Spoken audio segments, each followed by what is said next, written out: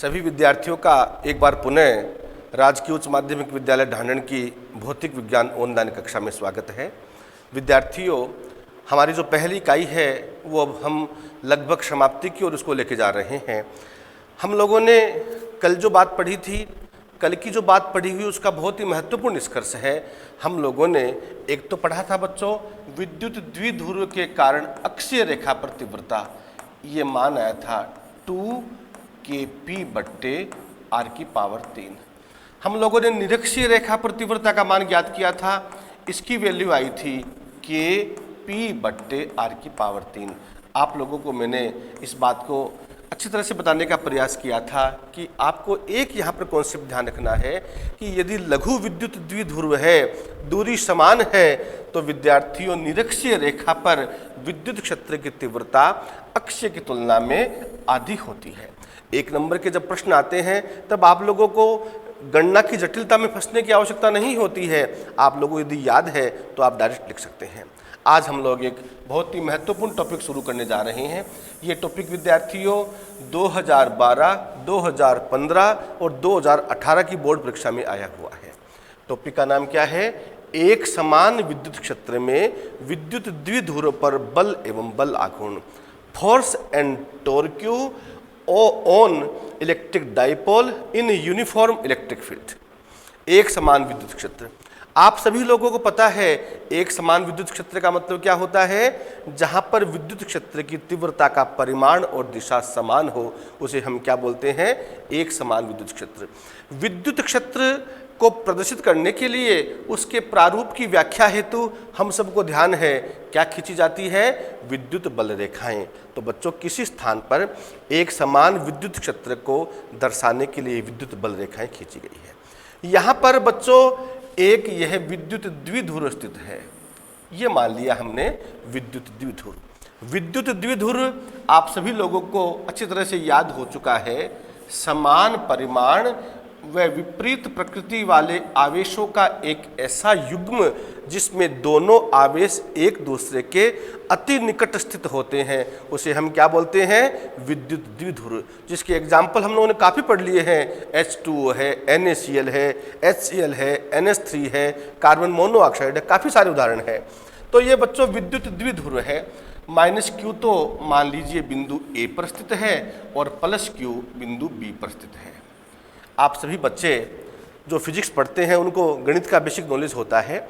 यहाँ पर ये जो विद्युत द्विध्रुव है, यदि विद्यार्थियों ये विद्युत क्षेत्र में इस प्रकार से स्थित होता तो हम क्या बोलते कि विद्युत द्विध्रुव एक समान विद्युत क्षेत्र में विद्युत क्षेत्र के साथ में 0 डिग्री के कोण पर है। लेकिन आप यहाँ पर देख रहे हैं 0 डिग्री का कोण नहीं है, तो हमने कह दिया है कि यहाँ पर कोण कितना है भाई? इस कोण को मान लिया आपने थीटा मान लिया है। हम सबको ये भी ध्यान है कि द्विध्रुव में दोनों आवेशों के मध्य का जो विस्थापन है, अब तक हम लोग लगातार क्या लेते आ रहे हैं? d मान के चल रहे हैं। तो हमने मान लिया है द्विध्रुव में दोनों आवेशों के मध्य का विस्थापन d है। तो आप लोग अपनी नोट्स वाली कॉपी उठाइए बच्चों और साथ साथ नोट करते जाइए। ये चित्र बनाने के बाद में आपको क्या लिखना है अपनी कॉपी में शुरू कीजिए।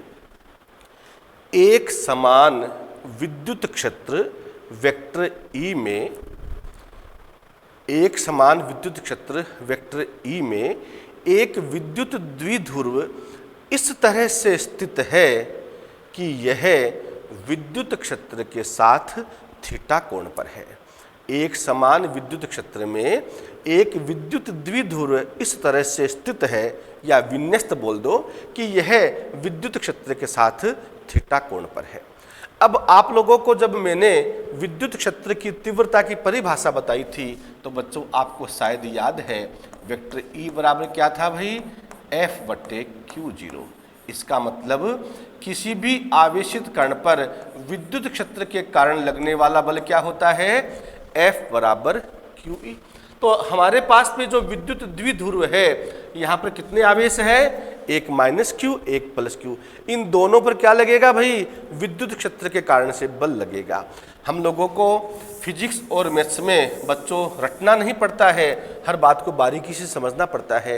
यदि आपको याद है जब हमने बात की थी धनावेश की, तो विद्युत क्षेत्र रेखाओं की डायरेक्शन क्या थी भाई? ये डायरेक्शन थी हमारी आवेश से अनंत की ओर, बाहर की ओर। जब हमने बात की थी ऋणावेश के लिए, तो विद्युत क्षेत्र की तीव्रता की दिशा थी बच्चों अंदर की ओर। तो यहाँ पर आप लोग सभी समझ सकते हैं इस बात को कि इस विद्युत क्षेत्र के कारण से प्लस क्यू पर जो बल लगेगा, इस बल का मान कितना होगा? QE। इसको आपने कह दिया F1 बराबर QE। डायरेक्शन किधर हो गई भाई? बाहर की ओर। इसी प्रकार से ये जो माइनस क्यू है, इस माइनस क्यू पर भी लगेगा बल, किसके कारण से? E के कारण से। ये बल कितना होगा? इसको आपने कह दिया है F2 कह दिया है। और F2 बराबर क्या लिख दूं भाई मैं? बल क्या होता है? Q इंटू E, लेकिन यहाँ पर Q की जगह क्या है? माइनस क्यू, तो ये आ गया minus Q into E। Direction क्या हो गई? अंदर की ओर। ये मान लीजिए आप लोग इसको इस रूप में ले सकते हैं कि धनावेश के कारण से जो बल की दिशा है वो उस माइनस वाली जो बल की दिशा है उसके विपरीत हो जाएगी। क्लियर होगी बात यहाँ तक? किसी बच्चे को संशय नहीं है? तो प्लस क्यू पर लगने वाला बल F1 बराबर QE बाहर की ओर, और माइनस क्यू पर लगने वाला बल माइनस QE अंदर की ओर। तो आप लोग अपनी कॉपी में ये नोट कीजिए, द्विध्रुव में स्थित आवेशों प्लस क्यू तथा माइनस क्यू, द्विध्रुव में स्थित आवेशों प्लस क्यू तथा माइनस क्यू के कारण विद्युत क्षेत्र प्लस क्यू तथा माइनस क्यू पर विद्युत क्षेत्र के कारण लगने वाले बल क्रमशः है F1 तथा F2 है। दोबारा सुन लीजिए, विद्युत द्विध्रुव में स्थित आवेशों प्लस क्यू तथा माइनस क्यू पर विद्युत क्षेत्र के कारण लगने वाले बल क्रमशः है F1 तथा F2 है। और आपको बताने की जरूरत नहीं दिशा किधर है, आप इतना लिख दीजिए, जिनकी दिशा चित्रानुसार है। ठीक है भाई? अब बच्चों आगे बढ़ते हैं। अब यहां पर इस विद्युत द्विध्रुव पर जो कार्यकारी परिणामी बल होगा, परिणामी बल के लिए आप लोगों को पता है किसी वस्तु पर जितने भी बल लग रहे हैं उन सब का हम क्या कर देते हैं? योग कर देते हैं। तो आप लिखिए, अतः एक समान विद्युत क्षेत्र में विद्युत द्विध्रुव पर कार्यकारी परिणामी बल, एक समान विद्युत क्षेत्र में द्विध्रुव पर कार्यकारी परिणामी बल, बोलो क्या आ जाएगा? F बराबर F1 प्लस F2। इसको आगे लिखेंगे, सॉल्यूशन करेंगे इसका, तो F बराबर F1 की जगह क्या आ गया भाई? प्लस QE, और F2 की जगह क्या है? Minus QE। तो F बराबर क्या आ गया भाई? प्लस QE माइनस QE बराबर क्या आ गया? 0। अब देखो बच्चों, ये अपने आप में बहुत महत्वपूर्ण निष्कर्ष है। आप लोगों से एक नंबर के प्रश्न में डायरेक्ट पूछा जा सकता है कि एक समान विद्युत क्षेत्र में विद्युत द्विध्रुव पर कार्यरत परिणामी बल का मान कितना होता है? तो कितना आ गया? 0। आप लोगों को जब छठी कक्षा में हम लोग बल की परिभाषा सिखाते हैं तब आपको क्या बताते हैं? बल वह कारक है जो किसी वस्तु को गति की अवस्था में ला दे। अब यहाँ पर बल का मान कितना है? 0। बल का मान 0 होने का मतलब विद्यार्थियों एक बहुत महत्वपूर्ण निष्कर्ष आ गया, बल 0 होने का मतलब वस्तु का विस्थापन नहीं होगा। तो एक बहुत महत्वपूर्ण निष्कर्ष आ गया, परीक्षा में पूछा जा सकता है कि एक समान विद्युत क्षेत्र के कारण या एक समान विद्युत क्षेत्र में स्थित विद्युत द्विध्रुव का रैखिक विस्थापन कितना होगा? बोलो कितना होगा? जब बल का मान 0 है तो विस्थापन का मान किसी भी सूरत में नहीं होगा। तो आप यहाँ पर इसके आगे नोट कर लो, लेकिन ये बहुत महत्वपूर्ण बात है, इसको थोड़ा सा स्टार और लगा देना, लिख लीजिए। अर्थात एक समान विद्युत क्षेत्र में विद्युत द्विध्रुव का रेखीय विस्थापन नहीं होता है। एक समान विद्युत क्षेत्र में विद्युत द्विध्रुव का रेखीय विस्थापन नहीं होता है। आगे बढ़ते हैं विद्यार्थियों, आप लोग देख रहे हैं विद्युत द्विध्रुव में जो दोनों आवेश है प्लस क्यू और माइनस क्यू, प्लस क्यू पर बल लग रहा है ये वाला F1, माइनस क्यू पर लगने वाला बल F2। आप लोगों को राजू जी सर गणित में पढ़ाते हैं, यहाँ पर लगने वाले बल क्या है? परिमाण दोनों का क्या है? समान। दिशा क्या है? विपरीत। लेकिन गणित में कंडीशन आती है समान परिमाण विपरीत दिशा और कोलिनियर, जिसको सहरेखीय बोलते हैं। यदि ऐसी कंडीशन है तो वो एक दूसरे को निरस्त कर देते हैं। यहाँ पर परिमाण समान है, दिशा विपरीत है, परंतु विद्यार्थियों कोलिनियर नहीं है। इसका मतलब ये एक दूसरे को निरस्त नहीं करेंगे। निरस्त नहीं करेंगे तो ये दोनों बल जब कार्यरत रहेंगे तो दोनों बल मिलकर किसका निर्माण करेंगे? एक बल युग्म का निर्माण करेंगे। इस बात को आप जरूर नोट करो, लिखिए अपनी कॉपी में। चित्रानुसार विद्युत द्विध्रुव में स्थित आवेशों प्लस Q तथा माइनस Q पर लगने वाले बल समान परिमाण विपरीत दिशा में तो है, समान परिमाण विपरीत दिशा में तो है, किंतु सहरेखीय नहीं होने से ये एक बल युग्म का निर्माण करते हैं। सहरेखीय नहीं होने से एक बल युग्म का निर्माण करते हैं। तो बच्चों ये जो बल युग्म है, इस बल युग्म का हम क्या निकालेंगे? आपने क्या लिखा है? बल आघूर्ण। तो नोट करो, एक बल युग्म का निर्माण करते हैं, अतः है बल युग्म का आघूर्ण। आघूर्ण को हम किस निशान से प्रदर्शित करते हैं? टॉ, जिसको बोलते हैं। बल युग्म का आघूर्ण टॉ बराबर, बल आघूर्ण की परिभाषा कक्षा 11 में हम लोगों ने पढ़ी थी, घूर्णन गति वाले चैप्टर में। बल इंटू बलों के बीच की लंबवत दूरी। बल युग्म का आघूर्ण टॉ बराबर बल इंटू बलों के बीच की लंबवत दूरी।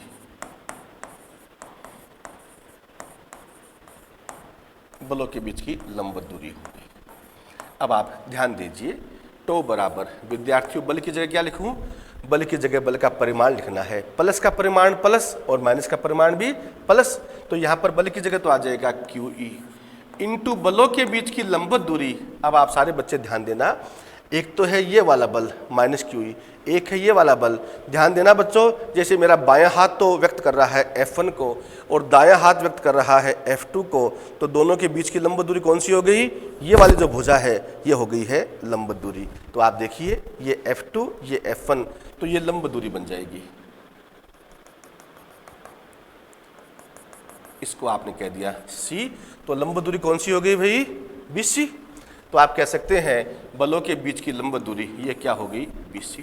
इसको आप समीकरण नंबर दे दीजिए 2 नंबर। अब हम लोगों को BC का मान निकालना है। देखो बच्चों, ये कोण थीटा है तो ये कोण भी थीटा है, इसमें कोई आपको बताने की जरूरत नहीं है। ये कोण 90 डिग्री का है, इसका मतलब हम सभी को पता है ये भुजा क्या होगी? कर्ण होगी। ये थीटा के सामने वाली भुजा क्या बन गई? लंब। इसका मतलब BC का मतलब तो क्या है? लंब। और जो D है ये क्या है? कर्ण। लंब बट्टे कर्ण बराबर क्या होता है? Sine theta. तो आप नोट कीजिए, चित्र की ज्यामिति से बोलो क्या लिखूं भी? चित्र की ज्यामिति से लंब बट्टा कर्ण। लंब का मतलब क्या है? BC। बट्टे कर्ण क्या है? AB का मतलब है D। BC बट्टे D बराबर आ गया है साइन थीटा। इसका मतलब BC बराबर D साइन थीटा। BC बराबर D साइन थीटा। इसको बच्चों आप समीकरण नंबर 3 दे दीजिए। BC बराबर आ गया है D साइन थीटा। अब ये जो BC का मान है इसका कहाँ प्रयोग करेंगे? समीकरण नंबर 2 में। नोट कीजिए, यहाँ तक नोट करने के बाद आप आगे लिखो, समीकरण 3 का प्रयोग समीकरण 2 में करने पर। समीकरण 3 का प्रयोग समीकरण 2 में करने पर तो विद्यार्थियों इसका सॉल्यूशन आ जाएगा टो बराबर QE इंटू बोलो क्या है? BC। BC का मतलब क्या है? D sine theta. इसको आगे सरल करेंगे तो बच्चों ये आ जाएगा टो बराबर D को आप Q के साथ लिख दीजिए, ये आ गया QD into E sine theta. हम सब लोगों ने जब विद्युत द्विध्रुव पढ़ना शुरू किया था तो आपको मैंने एक वहाँ पर भौतिक राशि का जिक्र और करके बताया था। उसका नाम क्या था? विद्युत द्विध्रुव आघूर्ण, जिसको हम क्या बोला करते थे? Vector P। जिसका अर्थ क्या था? विद्युत द्विध्रुव में स्थित आवेश का परिमाण तथा आवेशों के मध्य विस्थापन के गुणनफल को विद्युत द्विध्रुव आघूर्ण कहते हैं। तो विद्यार्थियों जो QD है, ये QD क्या बन गया है? विद्युत द्विध्रुव आघूर्ण। तो इसकी जगह क्या लिख सकता हूं मैं? P लिख सकता हूं। टो बराबर क्या आ गया, पी ई साइन थीटा। तो विद्यार्थियों परीक्षा में आपने यहाँ तक छोड़ दिया तो भी आपको 3 में से 3 अंक मिले गए। ये प्रश्न है 3 नंबर का आया हुआ है अनेकों बार, टो बराबर पी ई साइन थीटा। अब आप लोग चाहो तो इसको एक अन्य रूप में और लिख सकते हैं। आप लोगों को जब हम सदिश पढ़ाते हैं तो सदिशों के 2 प्रकार के गुणनफल सिखाते हैं। एक तो होता है ए डॉट बी, जिसका परिणाम क्या होता है, ए बी कोस थीटा, और एक सिखाते हैं आप लोगों को ए क्रॉस बी, जिसका परिणाम क्या होता है, ए बी साइन थीटा। तो देखिए भाई, ए बी साइन थीटा, इसको आप क्या लिख सकते हैं, ए क्रॉस बी, तो ये बन जाएगा और vector tau is equal to vector P cross vector E. ये विद्यार्थियों एक बहुत ही महत्वपूर्ण टॉपिक आज आपने कंप्लीट कर लिया है। क्या नाम है इसका, एक समान विद्युत क्षेत्र में विद्युत द्विध्रुवों पर बल एवं बलाघूर्ण। अब इसी से मिलता जुलता एक छोटा सा टॉपिक और है, उसके बाद में विद्युत द्विध्रुव की कहानी हमारी समाप्त हो जाएगी। बोलो किसी की दिक्कत है, आगे बढ़ते हैं। हेडिंग डालिए, एक समान विद्युत क्षेत्र में विद्युत द्विध्रुव को घुमाने में किया गया कार्य है। एक समान विद्युत क्षेत्र में विद्युत द्विध्रुव को घुमाने में किया गया कार्य है। एक समान विद्युत क्षेत्र में विद्युत द्विध्रुव को घुमाने में किया गया कार्य है। इसकी वैल्यू हम लोगों को विद्यार्थियों को याद करनी है। आप लोगों को इसमें लंबी चौड़ी थ्योरी लिखने की जरूरत नहीं है, क्योंकि अभी आपने जो कुछ पढ़ा है उसका हम डायरेक्ट यहाँ पर प्रयोग कर सकते हैं। एक बार पुनः ध्यान दीजिए। देखो बच्चों, एक समान विद्युत क्षेत्र को प्रदर्शित करने के लिए आप लोगों ने ये क्या खींच दी है, विद्युत बल रेखाएं। ये यहाँ पर जो एक समान विद्युत क्षेत्र है, इस विद्युत क्षेत्र में हमारे पास में कौन विन्यस्त है, विद्युत द्विध्रुव विन्यस्त है, जो अभी हमने पढ़ा है। ये विद्युत द्विध्रुव था, माइनस क्यू प्लस क्यू, जो विद्युत द्विध्रुव के साथ विद्युत क्षेत्र की दिशा थीटा कोण पर है। यहाँ पर जो बल लगा था उसको आपने कहा था माइनस क्यू ई, और यहाँ पर जो बल लगा था उसको कहा था आपने क्यू ई। तो बच्चों यहाँ पर आप लोगों जब ये प्रश्न आ जाता है विद्युत द्विध्रुव को घुमाने में किया गया कार्य, इस चित्र को बनाने की जरूरत नहीं है। आप लोगों को डायरेक्ट शुरुआत कहाँ से करनी है, अभी जो हमने टॉपिक खत्म किया था डायरेक्ट वहाँ से शुरुआत करनी है। क्या लिखोगे, नोट करो। हम जानते हैं एक समान विद्युत क्षेत्र में, हम जानते हैं एक समान विद्युत क्षेत्र में विद्युत द्विध्रुव पर बल आघूर्ण। हम जानते हैं एक समान विद्युत क्षेत्र में विद्युत द्विध्रुव पर बल आघूर्ण टो बराबर, बोलो बच्चों क्या आया था मान, पी ई साइन थीटा। इसको समीकरण नंबर दे दी हम लोगों ने 1। अब हमारा जो ऑब्जेक्ट है, ऑब्जेक्ट क्या कह रहा है, विद्युत द्विध्रुव को घुमाने में कितने डिग्री के कोण से घुमा रहे हैं, हम लोग व्यापक रूप में यहाँ पर बच्चों मान लेते हैं डी थीटा कोण से। इस विद्युत द्विध्रुव को हम लोग मान लीजिए डी थीटा कोण से। ये जैसे मान लीजिए इसकी प्रारंभिक कंडीशन है और हम लोग चाहते हैं इसको किस डिग्री के कोण पर घुमाना, डी थीटा के कोण से। तो आप लिखो, अतः विद्युत द्विध्रुव को, अतः विद्युत द्विध्रुव को एक समान विद्युत क्षेत्र में डी थीटा कोण से घुमाने में किया गया कार्य है। अतः विद्युत द्विध्रुव को एक समान विद्युत क्षेत्र में डी थीटा कोण से घुमाने में किया गया कार्य है। अब बच्चों आप लोगों को पता है कार्य के लिए हम लोग क्या बोलते हैं, डी डब्ल्यू। आप लोगों को परेशानी की जरूरत नहीं है। आप लोगों को 6ठी 7वीं की विज्ञान में हम लोग सिखाते हैं कार्य बराबर क्या होता है, बल गुणा विस्थापन। डी डब्ल्यू बराबर क्या लिखते हैं आप लोग, एफ डी एक्स। ये जो परिभाषा है हमारी कार्य की, वो किससे रिलेटेड थी, रैखिक गति से। यदि हमारा विद्युत द्विध्रुव विद्यार्थियों ऐसे चलता तो हम लोग सूत्र कौन सा काम में लेते, डी डब्ल्यू बराबर एफ डी एक्स। लेकिन विद्युत द्विध्रुव हमारा इस प्रकार से विन्यस्त है, हम इसको घुमा रहे हैं, इसका मतलब गति रैखिक तो नहीं है। कौन सी गति हो गई ये, कोणीय गति हो गई, ये घूर्णन गति हो गई। तो यहाँ पर जो dw बराबर एफ डी एक्स है, इस सूत्र को देखकर हमें एक सूत्र लिखना पड़ेगा। आपको कक्षा 11 में पढ़ाया था मैंने, रैखिक गति में जो महत्व बल का होता है, घूर्णन गति में वही महत्व बलाघूर्ण का होता है। रैखिक गति में जो महत्व रैखिक विस्थापन का होता है, घूर्णन गति में वही महत्व कोणीय विस्थापन का होता है। तो विद्यार्थियों, इस विद्युत द्विध्रुव को घुमाने में किया गया कार्य कितना जाएगा? dw बराबर टॉ डी थीटा। dw बराबर क्या आ गया? टॉ डी थीटा। इसको समीकरण नंबर 2 आप लोगों को सीधा लिखना है। एक समान विद्युत क्षेत्र में विद्युत द्विध्रुव को डी थीटा कोण से घुमाने में किया गया कार्य। तो dw बराबर क्या आ गया? टॉ डी थीटा। अब ये जो टॉ की वैल्यू है कहाँ से लाएंगे? 1 नंबर से। लिख दीजिए समीकरण 1 का प्रयोग समीकरण 2 में करने पर, समीकरण 1 का प्रयोग समीकरण 2 में करने पर। तो विद्यार्थियों dw बराबर क्या आ गया? टॉ की जगह आ गया है पी साइन थीटा और आगे क्या लिखा हुआ है? D theta. ये समीकरण नंबर 3। हमारा जो ऑब्जेक्ट है, हमारा जो मकसद है, वो विद्युत द्विध्रुव को घुमाने में किए गए कार्य की गणना करनी है। देखना बच्चों, हमारा विद्युत द्विध्रुव इस स्थिति में है। मान लीजिए आप इसको, ये स्थिति जो है इसको बोल रहे हैं आप लोग θ1। अब आप चाहते हैं इसको यहाँ से यहाँ तक घुमाना, इसको मान लीजिए आपने कह दिया θ2। तो अब आप लोगों का ऑब्जेक्ट क्या हो गया? विद्युत द्विध्रुव को कहाँ से कहाँ तक घुमा रहे हैं? θ1 से θ2। तो θ1 से θ2 तक घुमाने में किया गया जो कुल कार्य है, आप लोगों को गणित में पता है, जब आप अल्प कोण के लिए कार्य की गणना कर रहे हैं तब ये मान है, और जब एक निश्चित कोण दे दिया आपको यहाँ से यहाँ तक, तो कुल कार्य की गणना करने के लिए क्या कर देंगे? इसका आप समाकलन।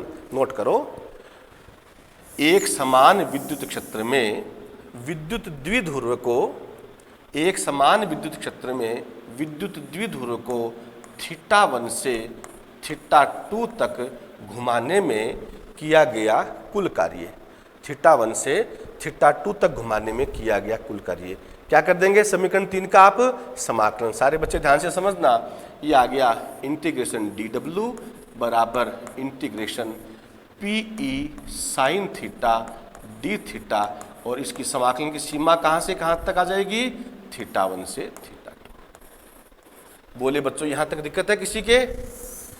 अब आप लोगों को पता है फिजिक्स में हम लोग गणित के बगैर एक कदम भी आगे नहीं बढ़ा सकते हैं। जब तक हमारे अवकलन समाकलन नहीं ध्यान है, हम कुछ नहीं कर सकते हैं।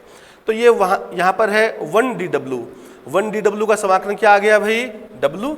तो बाएं पक्ष में तो हमें घबराने की जरूरत नहीं है, यहाँ पर आ गया ये w। राइट साइड में देखिए भाई, यहाँ पर लिखा हुआ होता dx, इसका मतलब समाकलन अक्ष के सापेक्ष।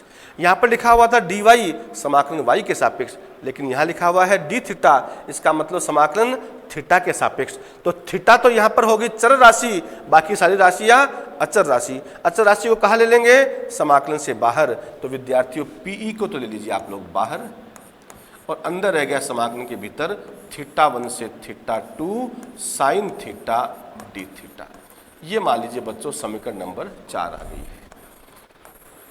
आप लोगों को चाहे फिजिक्स की बात हो, चाहे गणित की बात हो, जब हम लोग आपको पढ़ाते हैं तब समाकलन में सबसे पहली बात सिखाते हैं, समाकलन अवकलन का व्युत्क्रम संकारक होता है। अवकलन में किसी प्रश्न अक्ष का आंसर y है, तो समाकलन में वो आंसर तो बन जाएगा क्वेश्चन, और जो क्वेश्चन था वो बन जाएगा आंसर। तो बच्चों साइन थीटा का समाकलन कहाँ से लाएं? आपको कुछ चिंता करने की जरूरत नहीं है। आप लोगों को गणित में सर ने सिखाया है d/d theta of sine theta is equal to cos theta. इसका मतलब साइन थीटा का अवकलन कोस थीटा, तो कोस थीटा का समाकलन साइन थीटा। एक आपको सर ने यह भी बताया है d/d theta of cos theta is equal to minus sine theta. इसका मतलब माइनस साइन थीटा का समाकलन क्या हो जाएगा? प्लस कोस थीटा, और हमारे पास में क्या है? प्लस साइन थीटा, तो प्लस साइन थीटा का समाकलन क्या आ जाएगा? Minus cos theta. तो हम लोग लिख सकते हैं w बराबर पी। बोलो बच्चों, इसका समाकलन क्या आ गया? Minus cos theta. इस माइनस को आप पहले लिख दीजिए, ये माइनस पहले आ गया, कोस थीटा। समाकलन कौन सा है ये? यदि सीमाओं से परिबद्ध है इसका मतलब निश्चित समाकलन। तो निश्चित समाकलन के लिए आपको सीमा में बाउंड करना पड़ेगा, लोअर लिमिट θ1 अपर लिमिट θ2। सीमाओं का प्रयोग किसके स्थान पर करते हैं? चर के स्थान पर। क्या कायदा है? उच्च सीमा माइनस निम्न सीमा। तो यह आ जाएगा W बराबर माइनस PE, यहाँ पर आ जाएगा कोस थीटा की जगह पहले उच्च सीमा कोस θ2 माइनस निम्न सीमा कोस θ1। अब आप लोग चाहो तो इस माइनस को अंदर ले जा सकते हैं। अंदर ले जाएंगे विद्यार्थियों तो ये जो पद है वो तो हो जाएगा प्लस का और ये हो जाएगा माइनस का। तो W बराबर PE, कोस θ1 तो आ गया प्लस का कोस θ1 और ये कोस θ2 हो गया है माइनस का। तो इस प्रकार से बच्चों एक और महत्वपूर्ण टॉपिक आपने आज संपन्न कर लिया है। एक समान विद्युत क्षेत्र में विद्युत द्विध्रुव को घुमाने में किया गया कार्य। ये टॉपिक खत्म होते ही हमारा जो विद्युत द्विध्रुव है उसका टॉपिक हमारा खत्म हो जाता है। लेकिन बच्चों टॉपिक खत्म होते जा रहे हैं, लेकिन निराशा के साथ मुझे कहना पड़ रहा है आप लोगों की जो पढ़ने की गति बढ़नी चाहिए थी वो धीरे धीरे कम हो रही है। कल भी मैंने कहा था कि हमारे वीडियो पर पहले व्यूज़ जब देखते थे कभी 96 कभी 98, लेकिन आप लोगों की निराशा है इस बात का प्रतीक है। व्यूज़ देखते हैं कितने आते हैं? 26। इसका मतलब 26 ही बच्चों ने देखा है। तो आप लोग पढ़ने की आदत डालें, क्योंकि जब तक ये कोरोना महामारी का अंत नहीं हो जाता है तब तक बच्चों हमारा पढ़ने का एकमात्र विकल्प यही है। आप सब लोगों को बहुत बहुत धन्यवाद।